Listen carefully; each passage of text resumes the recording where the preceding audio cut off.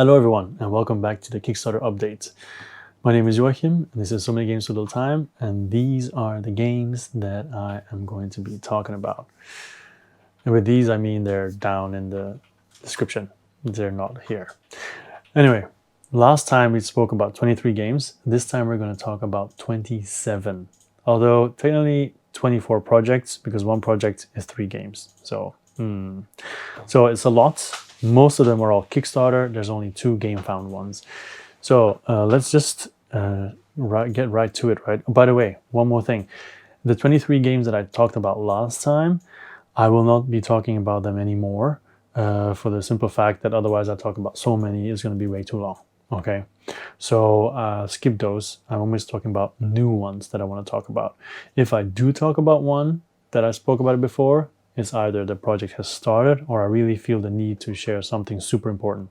But in general, this is just to let you know what's out there, not to necessarily tell you all the different updates that have happened in those projects.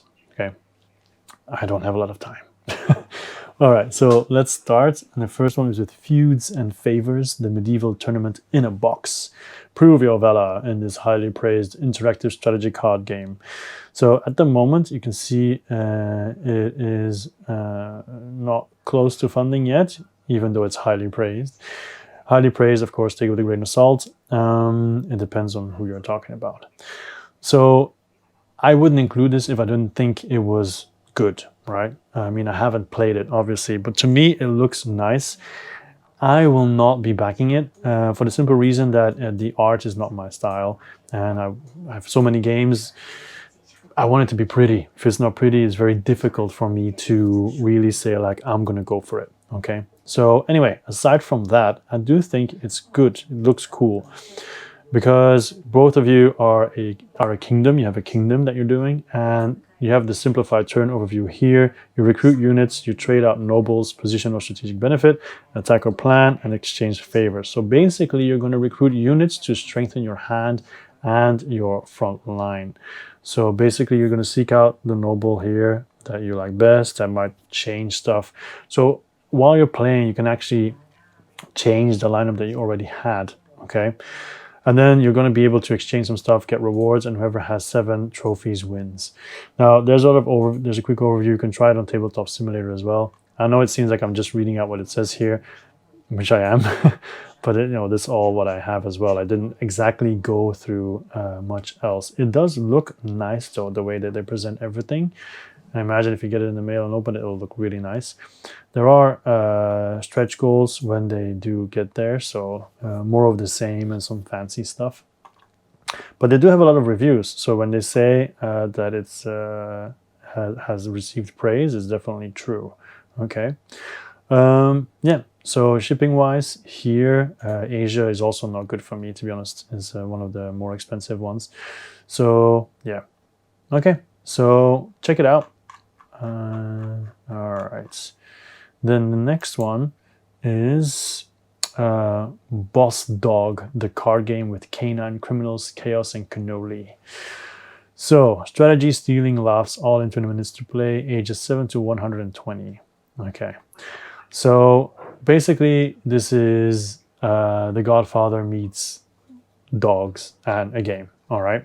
So, and if you're really fast, but I think that's already passed, to be honest, you can get a plushie, but you can also just order it on the side. So basically, you get a dog, and then once you get a dog, you also get 4 cards and another dog. And what you're doing is you're trying to collect as many dogs to create the biggest dog family. So you have your Buongiorno, we're the boss dogs, right?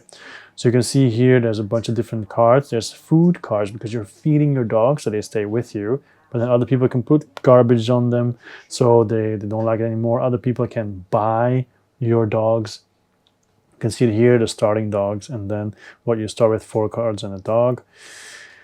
You can steal other people's dogs and so on. And basically the game will end once the deck is empty.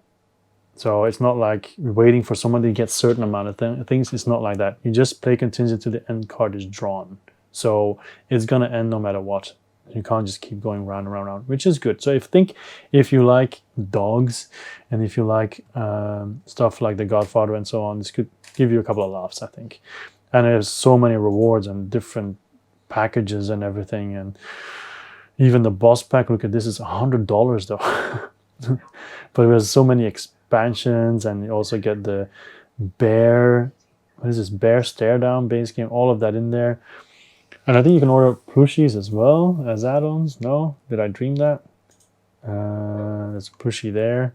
Yeah, see all this kind of extra stuff you can order. So if you're down with it, go and check it out. Shipping, did I pass by already? I think shipping is you have to click and then see what happens. All right, next. We have Bad Karma. The Bad Karmas and the Curse of the Zodiac. This is kind of crazy.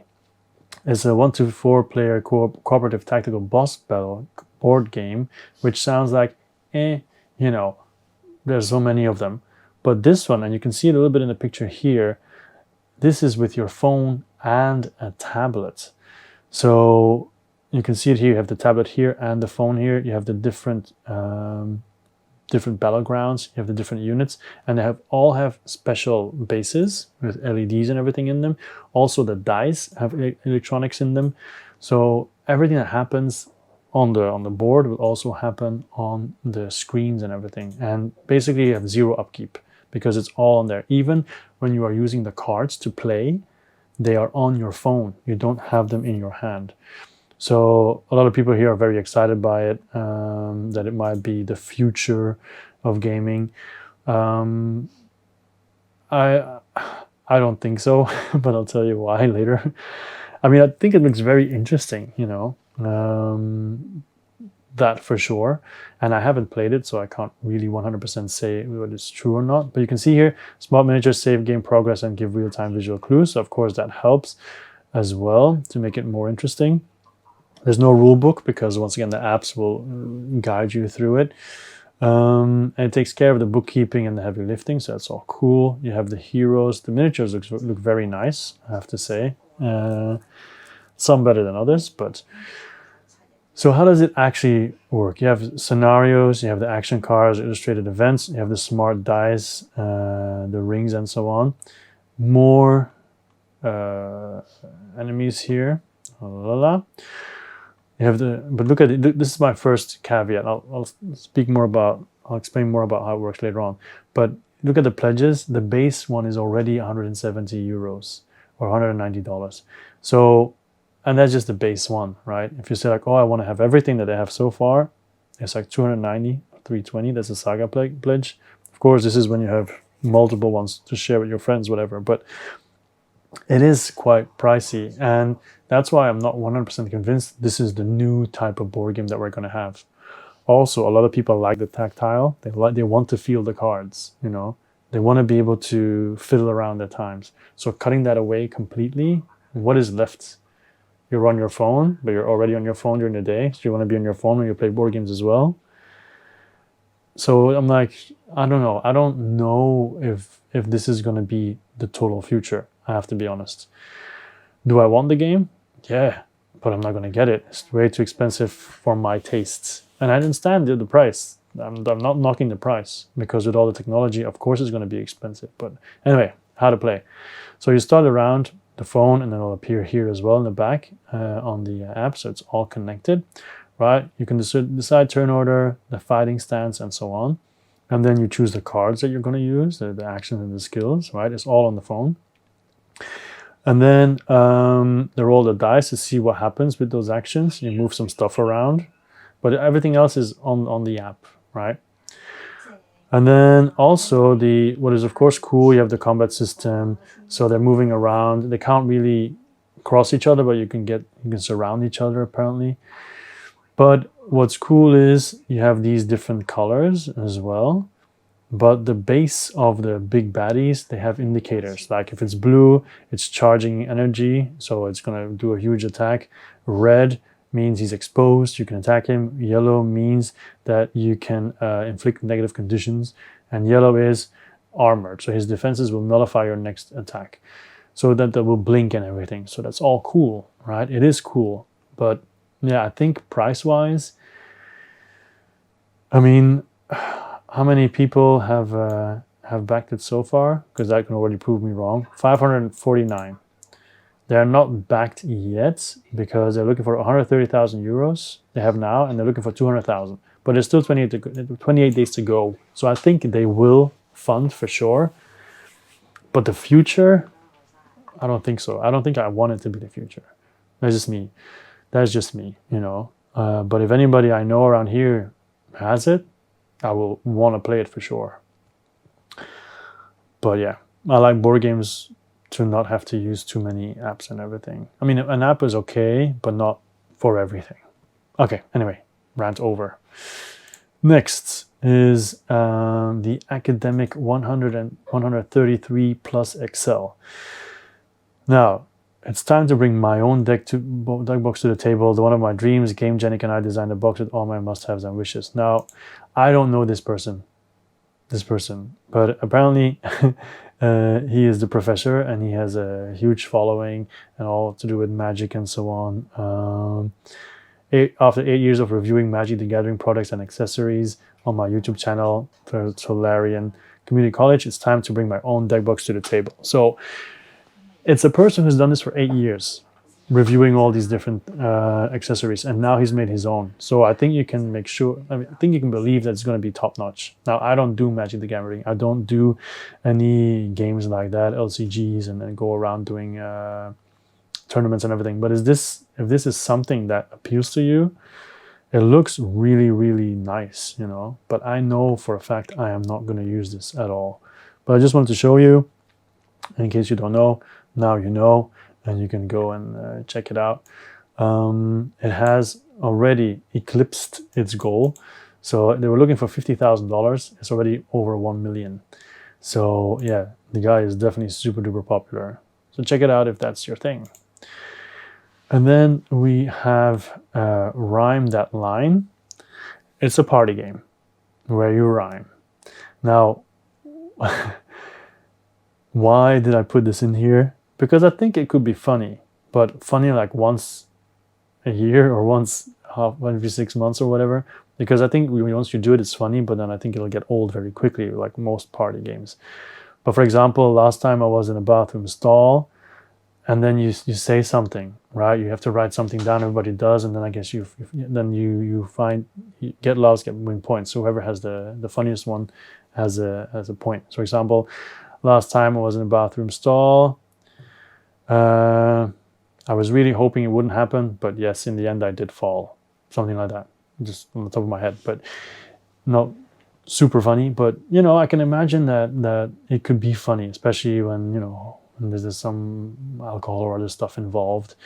You are the apple of my eye, and the Skittles in my pie, and the fat between my thigh, and I always smell like pie, whatever. So, of course, your English has to be good enough, but then I don't know if they have other languages there. But I think, it's funny. But then with these kind of games, you always have the people saying, I can just make this myself. Yeah, of course. But are you? Probably not. So this could just be part of the party game shelf. And then when you have friends over, say, okay, which one we're going to do now? You know what? Let's do the rhyming one. So yeah, that's why I think it's pretty cool. Now, sadly for me, USA, Canada, UK, Australia, and maybe multiple people who are watching, if it's not here, then that's just too bad. I mean, I can click it, but there's no country here. So I think it's just limited to these people, sadly. So yeah. But anyway, for you guys who are living there, give it a look. All right, then next up we have Undici, the best soccer board game ever. So it's Italian, and they say it's the ultimate soccer board game. And I thought, meh, it doesn't look that good, but I'll give it a look. And now I backed it already, and I even added all the teams. Well, 2 reasons why. First of all, they say there's no solo yet, but they're working on it. So I'm really hoping they keep their word, because what I want to do is, if there's 12 teams, I want to I want to create a competition. and have all 12 of them play together, or I'm one of the teams and I'll play whatever, something like that. Because I like it with sport games. I like Flamme Rouge, where you can do the competitions like Rallyman GT, which I still haven't tried. Like the other game is 11 that I backed, I think has the same thing where you can have a competition. I want to do that. I want to see what happens. I want to influence it. I'm a sucker for those kind of games. And this one seems to do it well as well. And why? So I'll show you, go down. So you have all these different chips, first of all. So every player, you see the little bar underneath the number, that is the position of the pitch that you have to place them. So that's really nice. And then you also have the little icons, and they're their skills, right? For example, the rabbit here in white means they have +1 movement. I think the bow, if I remember correctly, that is +1 to passes. And if it's black, it's +2. In this case, it's not. But you know, all those kind of things. And you have the white team and the black team. But normally when you look at the names, you can kind of figure out who they are, you know. So actually, I don't know. Toto, it could be Toti, I don't know. Maybe it's just a mix, but later on the colors really show which teams they are, the extra teams. So basically you have a deck of cards, you have also these dice. So what's going to happen is when it's your turn, you can play 3 cards, and you can also play 2 locks. And I think you also roll a die, I'm not sure about that. Basically the locks you can place on the board to stop people from moving in a certain direction, which adds some strategy. And then the cards, of course, they will allow you to do certain actions. And you can attempt to pass, and people might try to intercept and everything. So the core rules, you can see you can perform up to 3 actions. So the cards, place up to 2 padlocks that I said. Oh no, the actions are even different from the cards, I'm sorry. They include individual or group movement, pass, shot, dribbling, or tackle. So you can do 3 of those and play the cards and the padlocks. Okay. So yeah, you have the rules here that you can watch it. You can watch it there. You can also see the board is also nicely set up. As in, you see the colors on the side that will tell you where you have to place your starting attackers, defenders, midfielders, and so on. You can also see the numbers. They indicate where you can actually shoot at the goal, if I'm not mistaken. There are certain areas where you can shoot or pass and all that kind of stuff. You have the grids as well, the lighter and the darker parts. They're also placed there because they're passing quadrants, right? Yeah, there's just looks very interesting to me. If you like football, check it out, because in the beginning I thought, meh, but now I'm like, yes. So also every team has their own system and style, although I'm sure you can still move it around, even though they suggested to do it like that. So Team Black, so all the different things that you can do, Praymaker and so on. And let's take a look at the cards here as well. Athleticism, coach, tackling, shooting, dribbling. So you can add that too. And then let me take a look at, here are the different teams. So you can recognize some teams already color scheme wise, you know, like the middle one, Tourelle, is obviously PSG. I'm sure a Monumento on the right side is Juventus, and so on and so on and so on. Inter Milan is there, AC Milan is there, Ajax is there, stuff like that. So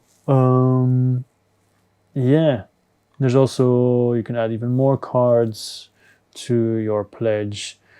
Yeah, just give it a check if you like football. And finally, here's the shipping: Italy, European Union, UK, US, rest of the world. Yeah, so that's it. Okay, our stretch goals is just 10 additional strategy cards, 1 extra team, the red team. Okay, that's already reached. 10 extra strategy cards, and who knows what else they come up with, because it has already funded and a lot. So they wanted to have 6,500 euros. They already have almost 60,000. So 11. All right, then we have familiar dice trays. Now I'll tell you from off the bat, I'm not going to back this because I have enough dice trays, but it has already funded. So you can see what it looks like here, and that's what it's going to look like on your table. right? This is familiars. It has a zip compartment in the head to store dice or figurines, a removable inner section to widen your tray, or have another storage section for your dice. We already have Kitty and Frogo, the Batty familiar that is not there yet. It has to be unlocked, but there's a lot of them coming, right? So if you like the look of all that, be sure to go for it. You can see it here how it works exactly, right? It's cute. It's cute. Not for me, but maybe for you guys. All right. Then we have Pathways, the skillful dexterity game. This is another one that I clicked on that I thought, meh, it doesn't really look that interesting, to be honest. But then when I did some research, I thought this would be perfect for school, for my students. And also just went home for fun, I guess, for a little bit.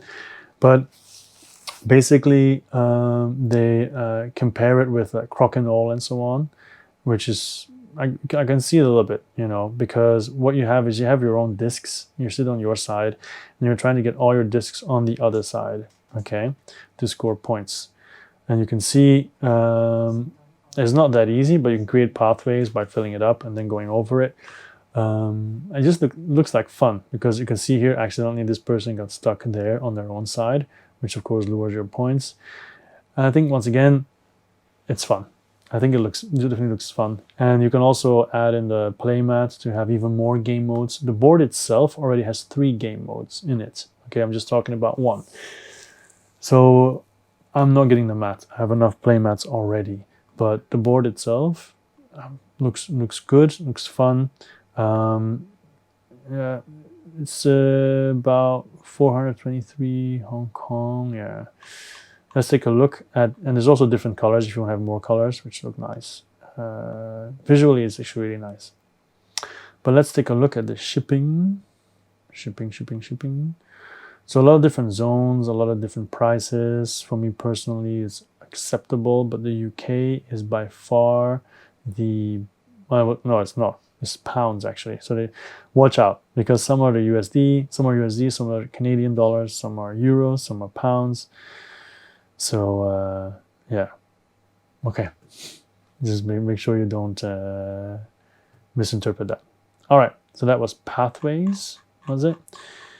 At the moment, it is funded. Is it? Oh, not yet. Almost. So it needs 15,000 Canadian dollars. Is at 11,900 at the moment. Pathways. Okay. Next up is Rad Zone Totality, the 1 to 2 player roll and write game. So basically, this is a game set in a harsh post-apocalyptic future. Now, first of all, it's print and play. Okay, print and play, which is also why I just did £10, because it's just print and play. But you are, I'll just show you this. This is like one of the examples of what you'll be facing with. So you will start your base somewhere. You will venture out to find your typical resources. You might find people that you can take back to your base. There will be attacks that you have to survive and everything. So it all looks really nice. You can even get hardbacks if you wanted to, but that is only for limited areas, I think. So yeah, you can see, as well as need to survive, you must also draw in new survivors from those you encounter on your mission. The only way you help humanity get through this crisis, if you don't only save your own crew, but also increase its size. You can actually lose people. You can win if you survive 10 episodes, but if you lose 10 people on missions, then you also fail. So yeah, and you can see here an example that was like colored in and everything. So yeah, to me, it looks cool. And what you need, just a D6, at least 3 of them, and a pencil and eraser, plus red, yellow, green pens. That's it. And just print it. That's all you need to do to play this game. It looks pretty cool, I think. Anyway, so shipping is just, I think hardback is only to certain locations, if I'm not mistaken. Oh no, anywhere in the world. Yeah, okay. All right. Next up is Dreamy Mermaid Tail Metal Dice with glimmering scales. I'm not normally a dice guy, but I think legit these dice look beautiful. Just look at it. all shimmery and stuff. And here as well, the golden ones. I think this is just turning them around. Yeah, see? Very, very shiny, very, very beautiful. Here as well, the golden ones, Mermaid Haven, Shimmering Ocean, Tropical Tide. They look very, very nice. But of course, as usual with these kind of things, they don't come cheap. So, there's so many sets though. I know if my daughter saw this, she'd fall in love. Look at this. The shipping is there already. A single D20 is already 20 Canadian dollars. There's just a single dice. So if you want to have one set of 6d6s, it's 35, and so on, so on, so on. 3 sets, 147. So those dice are this is normal price though, Kickstarter-wise for dice, as far as I know. They're never cheap. Okay, next up is the Archie, the modular and expandable game table. Now, from time to time, there's a game table on Kickstarter. This is another one. This is called the Archie from Geek & Sons groundbreaking pro gaming tiles. Now, I will not be backing this for the simple fact that shipping it to Asia is ridiculously expensive. But for people who are looking for a table, you know, this one, once again, looks very nice. Sorry. This one, once again, looks very nice. And yeah, I wish I lived closer, because then I'd really give it a serious look. If you're looking for a game table, check it out. But like I said, it gives all the details that you need to know, right? Everything. There's so much information here. But let me just go to shipping. So where are the prices? Here. Estimated shipping in pounds. So you can see it is not cheap. Okay. So I imagine the UK is 150. That's probably the cheapest. Yeah. And then the United States, Canada, Australia. So I don't even want to know what it would be to China or Hong Kong. Okay, next one is Postcard board games. Last time I was already talking about some of these. These are a new set of Postcard board games, but these are way more complicated, more hardcore board gamey. They're already funded, so that's not a problem. And these just literally have full games on them, okay? And not only that, they also, like for example, A Night at Bitherby Mansion, it also has solo mode, which is all the games have solo mode, which is really nice. And you can see the details. There's so many details on there. I'm not gonna go over how every game plays. I'm just gonna show you the details on the postcard itself. The rules are on the postcard itself as well. You can always see it at the bottom, right? Yeah, I'm really amazed how they get all that stuff in there, right? Here as well. It's crazy to me. It's crazy to me. I'm already impressed when people make games when they do it like this. It's even more. Wow. So $5 for one, print and play, $7.20 for all 5 postcard games mailed in an envelope anywhere in the world. Okay. So that's that. And then we have Fire in the Hole, the plundering pirate game.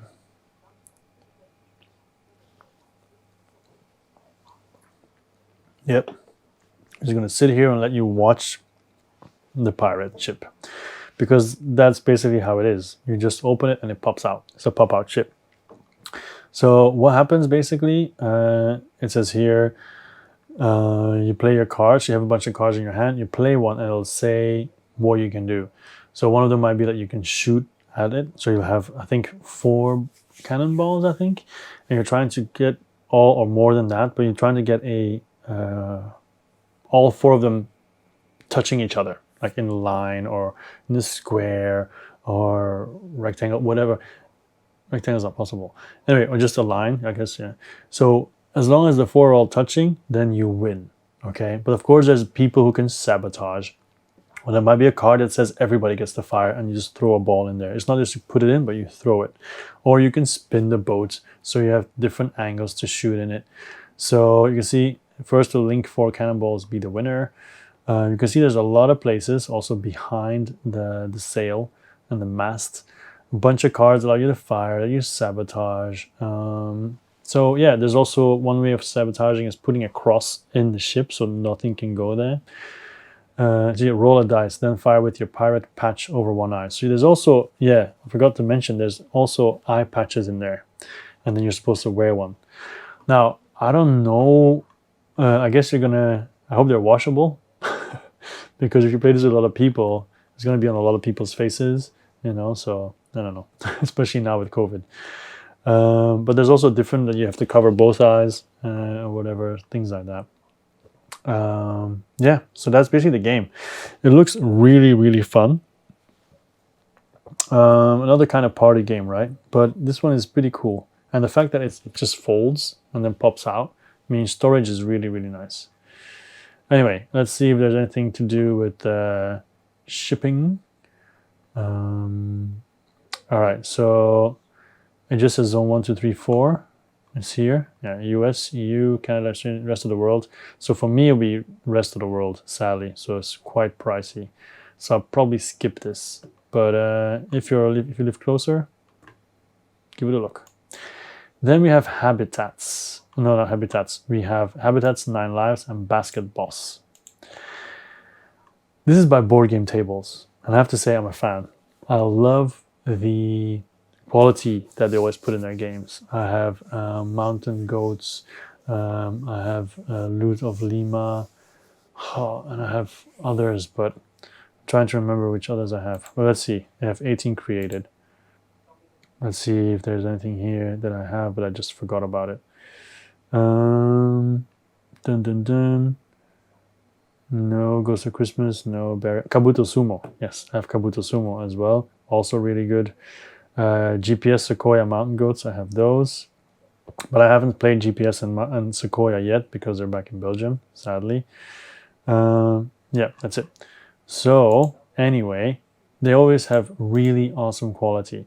Now these 3 games, they're actually reimagined, re-released, because they're all on Board Game Geek already in their older versions. So Habitats got a 7.3 and came out in 2016. And back then, it looked a little bit like this. Okay, that's what Habitats then looked like. Yeah. So now Habitats looks like this. A lot more colorful. Let me go down. A lot more colorful. It has a lot more tiles as well that you can add to make it even more beautiful. And basically what you're going to be doing is you have your Jeep. You can't see here. You can see it here. 2 Jeeps, 3 Jeeps. They're going to be driving around. They're going to be scooping up tiles, putting it in their display. And then the place where your Jeep has left, a new tile will appear. And then there'll be a bunch of cards that you can see here, scoring cards, and they will be circling as well. So it's not always the same things that score. And yeah, so 15 gold tiles, and they will be coming in and out, you know, like that. So that's basically the game. And then once you score a card in your tableau, or I guess you can say a tableau, then instead of just putting a marker on it, you will just put a meeple on it if you buy the meeples. If you don't buy the meeples, you just put a token on it. Okay, like you can see the tokens these are the tokens, or instead of that, you put a meeple, which of course looks way better, which I will be getting. Okay, so that looks already cool. That's nice. Want it. Then we have Basketboss, which I already like because you can see Larry Bird here and Steve Nash there and a bunch of other people, because I don't think they use the actual names. Kobe Bryant is in there for sure. 2 to 5 players, 40 minutes, and basically you're going to be getting a basketball players. And what I like about it is, okay, you're trying to get points and everything and other stuff. But what I like is you can see here the length is different. That's because when you hire a player, 1 year passes and you slide it up so they get older, so their abilities go down. So it's like an aging mechanic, which I really like. Yeah, and then there's like all the cards that you use and everything. So how to play, basically you offer contracts to new players, and then you put them in your team. If you manage to get the best team, you can order trophy, you can get trophies, but then advisors can come in, change everything around, and then your players age, like I said, and you get points. Pretty straightforward, but I love basketball, and there's not a lot of games that do basketball, or at least do it well. So for this one, I'm excited. Okay. So it says meaningful auctions for the players, advisors, season events, the theme manager, invest in long-term talent, or spend all on the talent new rookie, all that kind of stuff. You can see here different players, they go up, which I think is funny, and then suddenly they're all dead. Obviously not dead, but they're suddenly gray, so it looks like they just went up, straight up died. But anyway, it's of course not, because the one that you see in gray are just the starting players. You see the starting rookies. Anyway, so then we have 9 lives. I'm not interested in that. It's a trick-taking game with cats. I'm also not really specifically not against, but also not for cats. 3 to 4 players, 40 minutes. So basically you're doing trick-taking, and you're betting how many tricks you can win. And then if you win, you get another card in your hand that you have to play again. So it becomes more difficult. So, and you can lose lives while you're playing. So you need to win before you lose all your lives. If you love cats, this looks really awesome. But then I think if you have nothing to do with cats, then I'm sort of like, eh. Also, you will be getting other cards of other players in your hands. And then you can also see it because of the card backs, that they're different. That way, it's easy for colorblind people. All these games, by the way, have stuff for colorblind people, so they don't have a problem with it. So yeah, I'll be going for Habitats and Basketboss, but and these are upgraded tiles for all of them. But up to you if you're interested at all or not. But you can. One thing I can assure you, the quality is going to be nice. All right. So and by the way, Basketboss got 6.5, and it used to look like this. So I think we can say it looks a lot better now. Let me just, I can't even zoom in, no, not much. So it looks a lot better now. And then we have 9 lives, and here we are. And there's not a lot of pictures here. It's like it's there, but it seems like it never really officially came out. There is one topic here saying Kickstarter re-release, but there's not a lot of action here. So yeah. Okay, next one is Route East. So basically everybody, this is already funded. Everybody is gonna go east. Okay, the end point is Shanghai. I have forgotten where you start. From Istanbul to Shanghai. Okay, so you're gonna start, but you need to know already, you're not gonna have enough money to reach there. There's gonna be stuff going on. People are gonna steal cars from you. People are gonna steal money from you. You're gonna have to try different ways to get where you're going. Take the train and all kinds of other stuff. So it says here, plan your route through must-see attractions and develop a strategy based on budget, fuel, cunning, and pure foul play. And the first one to Shanghai wins. Now you can see the details here a little bit. It looks really pretty. It's not for me. I won't be backing it. There's one quote that actually didn't really appeal to me. It's beautiful though. It's beautiful.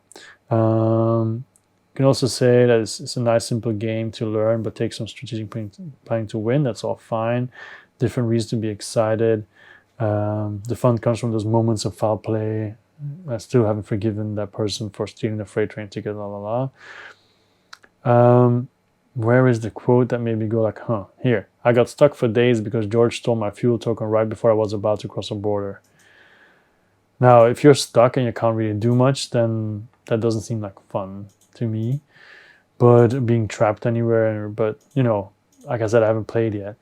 But anyway, in general, it's not my type of game regardless. But yeah, just check it out if you think this looks cool. Definitely pretty. It's to do with traveling and everything. And it's funded already. And then let's see what the shipping is. This is the shipping. Even for me would be the most expensive. So if you live in Europe, that looks very nice. Actually better, UK is even better. And London even better. It's free to collect. So yeah. All right. Next we have Sorcery, Contested Realm TCG.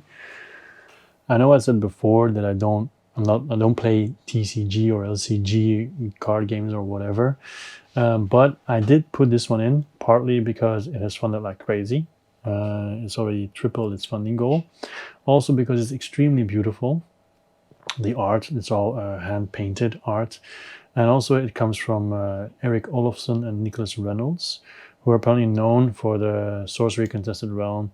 It's a boutique gaming experience that features the highest painting art from the biggest names in the industry. So really nice. 400 distinct cards. Like I said, I won't be playing it. It's not my kind of thing, but it looks amazing. It's really, really pretty.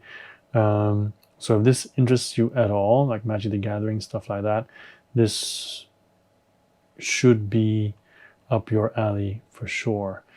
So, but it can be quite expensive. Like collector, $2,500, you know, that is quite worth it. But then, of course, you have the basic stuff, $50, Apprentice, $130, Sorcerer, $750 with booster boxes and everything. Stretch goals, of course, they're going really, really nicely through these. And then shipping and fees, there's no real overview except for USA, $10, Canada, $15, and worldwide, $20 or $40, depending on where you live. So yeah, that's it. I'm not going to talk too much more about that because I'm not really into it anyway. You have Catapult Feud. I talked about this months ago. And then this game is being re-released as the Ukrainian version. So what this does, it gives people the opportunity to do what people are doing now, actually. They are giving people the option to back this copy, to buy it, but then at the same time you can actually donate to help these people like back there in the Ukraine, you know, because of all the war and everything. Like other people in Belgium I know of, they will be booking now weekends in Ukraine to go on holiday, but then they just don't go, but they do pay, you know, as a way of sending help and so on. So this is one way that they've done. They were only going for $500, but people have already donated $10,000.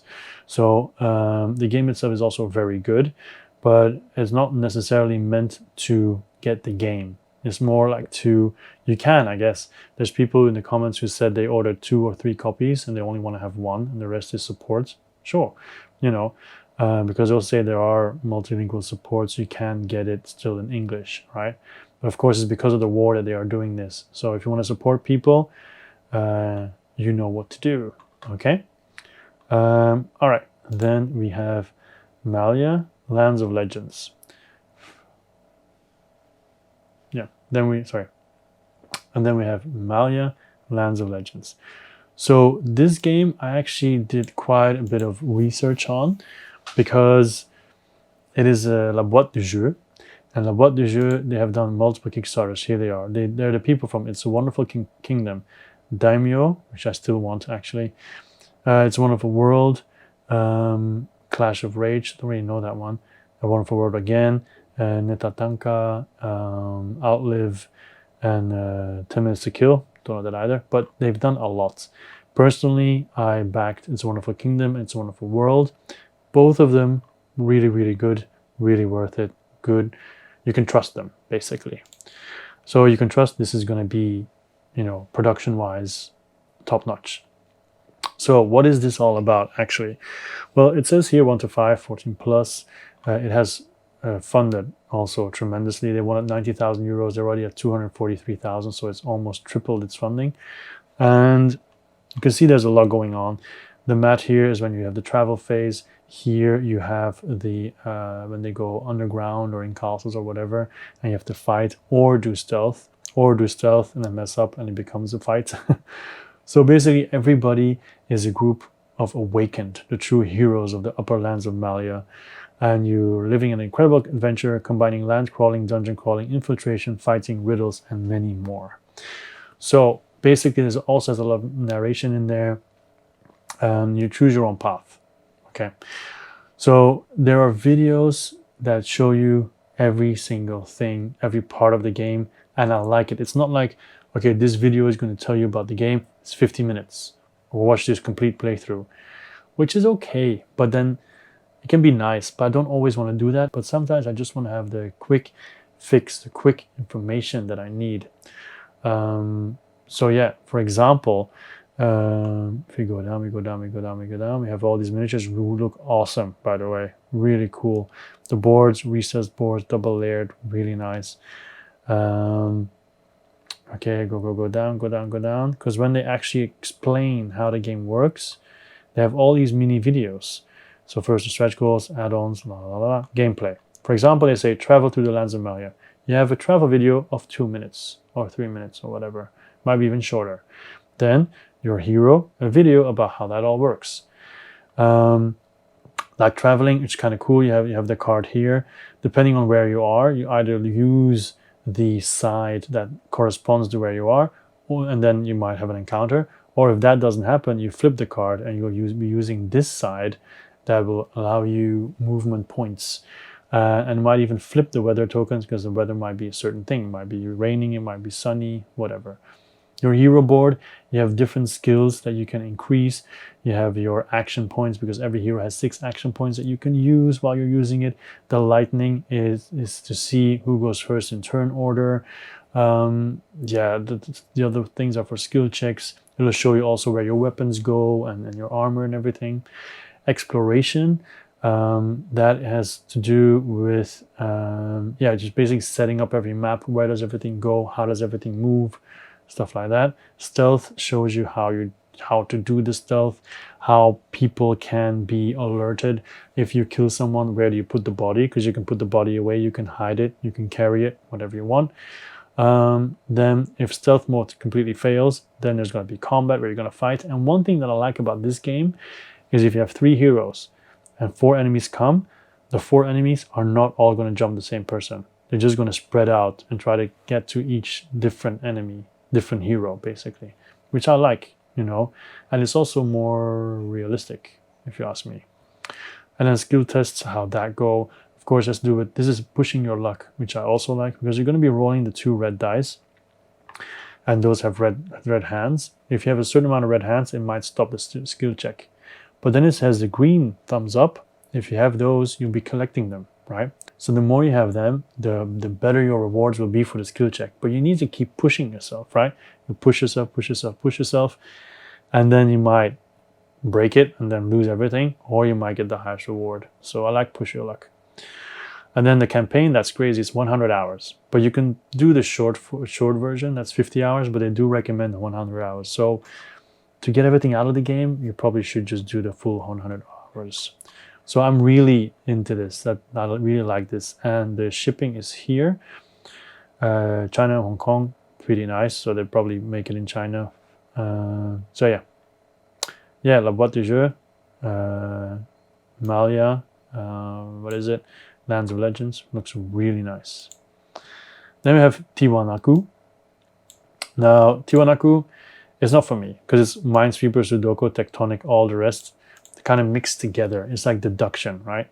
And to me, I think, I don't know. I don't enjoy it all that much. The competitive, cooperative, and solo, you have 3 versions. You basically just go around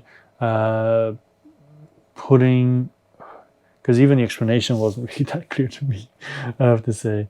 Where did they explain it here? Because they have the different steps that you do, but it's very vague, right? It's all about puzzles. They have a ton of puzzles in the box. You will slide it into the thing. It'll say in a second. Here, you slide into the Pachamama wheel, the scenario disc. So there's multiple scenario discs, like 30 or 40 or something. And that's basically the scenario setup. And then you'll be walking around. So you can either explore or define. So if you explore, you flip it over, and then you will turn the wheel to see what token comes out. And then you can choose what you're going to plant on that token. And if you're right, you can get, well, first of all, you can gain points for the diversity of whatever came out, right? But then if you are right about whatever you want to plant there, and the left side is correct, you will get the points, in this case 4. But if you're wrong, you lose them. So that's where the deduction comes in. If you know in advance, okay, this goes there, then it's going to be really good. But if you're gambling and you're wrong, then it's not going to be good, okay? So it looks pretty, but like I said, not really my kind of thing. You will use also terrain tiles from your hand to move around. You have a solo version, the Otoma pawns, they're also there. They'll automatically explore and divine simultaneously, so that'll help you also determine what's going on. Solo ones, then the Ultima people will follow the trails of where you're going, I guess. I don't know. Yeah. So just check out the rules if this seems interesting to you. I'm gonna be honest, I didn't put too much time into this, but I still thought it was worth showing you because hasn't this funded as well? Yeah, triple its goal already. They wanted 25,000 euros. They already have 77. Then Cthulhu Island. For me, this was an instant no because too much Cthulhu. I mean, I'm sure maybe I'll reach the same point for Marvel. I don't think so. But with Cthulhu, it's been too much. I like Cthulhu, but anyway, let's talk about this anyway. You're building your theme park, okay? Which is also, for me, is already a strange combination, Cthulhu and theme park. But you're building a theme park, doesn't matter. You're gonna summon an eldritch god and you're gonna harvest fear, okay? That's what you're trying to do. That's what you're trying to get. So you have park directors, eldritch gods, power boards, and everything in there. You can see the miniatures, a lot of cubes. The elder gods look really nice, I have to say. The boards are cool as well. They remind me a little bit of Explore It, actually, the way that they've created it like this. This is the power boards. They're recessed as well. You have the dice, the location hexagons, resource tokens and everything, all that kind of stuff. So basically, what are you going to be doing? Let me just go down to where they are actually talking about it. How the plays are always so low. I don't know why. So basically, you play in different rounds where everybody is going to be taking turns, obviously. First of all, you can use your power. Like, if you use power, you're going to be putting those cubes, putting them up. The cubes that you don't put up is going to go towards your favor track, which will lead to you possibly unlocking the power of your eldritch god. So, yeah, you can see here on the screen as well. Then you can also explore, and then you'll be taking tiles and adding it to the middle. And you instantly gain the resources, while later on people can go there and then get resources later on as well. You can then also, if you go there yourself, you can choose to either, you gain resources and then you can choose two things. You can either put an altar, which will give you influence at the end of the game, but you can also put down your, your director, which will affect other people, and then you can acquire, which means that you will do a power action, and then you will be able to get things as well, like hindering your opponents, get resources and so on. For example, he has influence, he can spend 2 power cubes to get the resources, okay, because he's there alone, basically. Or here he puts the tokens on there, the costs, right, and then he can get the tokens there. So yeah, all these different things. I mean, I think it looks good, and this one totally looks like the actor from The Wire. I forgot his name. Let's quickly look it up, because I'm pretty sure they took him as an example. Here, this guy. What's his name? Top casts, Lance Reddick. Because if you look at him, this is Lance Reddick, and then you look at Cthulhu Island, it is totally him. So, even though it's William. So basically when you use that, you lead, and then you can move around and do other stuff. Yeah, so it uses a lot of mechanics that other games also use, but then, with Cthulhu and an island and everything. I'm not being super positive about it, but that's maybe also because of the theme, but they really did go all out. There's a lot of information here. Let's take a look at the shipping. It's really small. China's pretty cheap. In general, it's not very high. Unless you're in zone 2, then it's 70 to 80 euros. Oof. That is quite expensive, actually.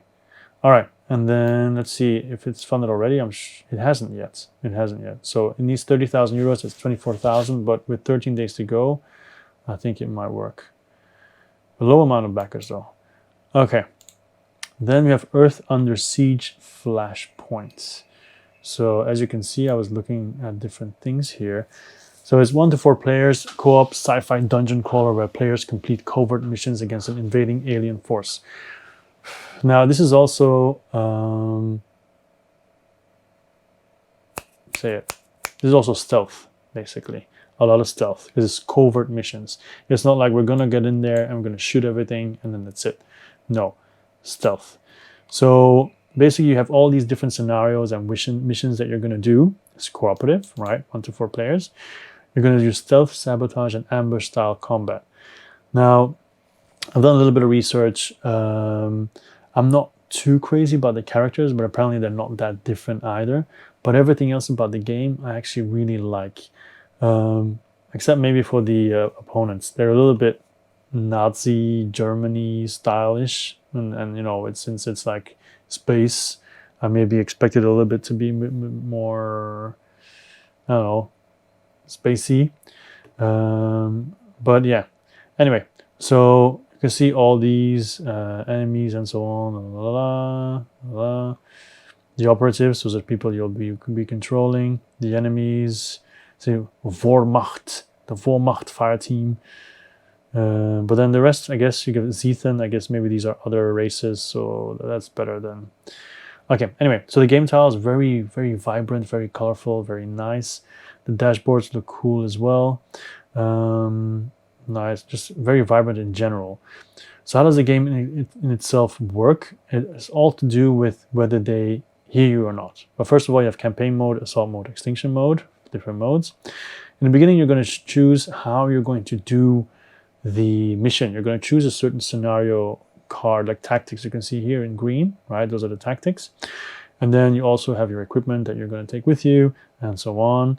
As you can see the icons here. Those are your actions. So you can choose to do what you want. Like this person goes here, she'll have line of sight.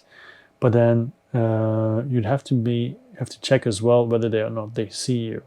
And also, they might not see you, you might shoot them, but then by shooting them, you might make noise, and then patrols might come looking for you. So you can see here, you can use stealth, because these guards actually have a stealth number. As long as you're under it, you should be fine. You can do sabotage, you can do combat, and all that kind of stuff. You can also increase your experience, and so on. You can see they have a tactics deck that allow for powerful actions. You can see these green things as well. That means that it's all quiet. They can flip over to yellow. You can see, and then they start patrolling around, and they'll go look for where the sound was. And it'll keep adding to the track that you just saw for a split second. And if it reaches the end, then it will start spawning super difficult enemies.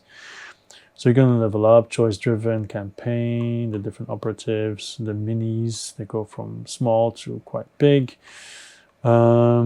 Shipping is quite high for everything, which is probably because it's pretty heavy with all the boards and everything, and the minis, yeah. So I'm on the fence with this one, to be honest, because how many days are left now? Only 7, and it's 1.2 million. So it's already funded for sure. And who is doing this? Actually, Dark Horizon. They created 2. I think one of them is a relaunch, right? Yeah, so it's just a relaunch. Okay. All right. Then we have Gamefound with Tamashi. Talked a little bit about this last time, but it hadn't launched yet. So it says here, back the first 48 hours and get the Owlman expansion for free. I backed it, but I don't know if it was the first 48 hours, to be honest. I didn't check. But so what happens here, actually, it's a cooperation adventure experience for 1 to 4 players set in a unique universe of post-apocalyptic cyberpunk world ruled by AI, actions played out in Japan. Blah. So you can see very Japanesey. So basically you're going to have these missions that you're going to do, but just like the Netflix series, what's it called again? Oh, well, you'll see it next to me here. You can jump in from person to person. So basically you're not a person, you're like a chip, and you can go around and everything. It's very similar to that. So whenever you need a certain person to do something, you can just swap people, okay? So, let's see. Also, here, if you see the player board, right, this is where your data will go, all the data that you're collecting, and then you can mix and match and then do the actions you see on the cards here. So you'll actually be mixing everything, which is pretty cool. You have data dumps as well, and everybody has a different deck of what they can do. So then these data tokens will be used for that. All these people or avatars you can take over. So you can see there are a lot of them. This looks a lot like Champions of Hara, but it seems to be playing differently. But just these are all locations. You might not always know them. Some scenarios will be completely dark. Others you'll know in advance what's there. There will be battle, but you can apparently also make sure it doesn't happen for a long time, like postpone it as long as possible. And they also mentioned that you have to be careful in what you do with your actions, that you don't accidentally run out of them, because then, of course, it's going to be bad. So, yeah, there's a stretch goals. You can see there's a bunch of enemies and other people that will come out. Upgrade damage markers. So, yeah, the gameplay highlights here. Travels of your mind, we already said that. You can go, the programming, I also mentioned that as well. If you have it the correct way, you can actually do this action. For example, if you have these in the correct position, that happens here. Suddenly you use your portal gun, deal 3 damage, then you may move to adjacent tile, stuff like that.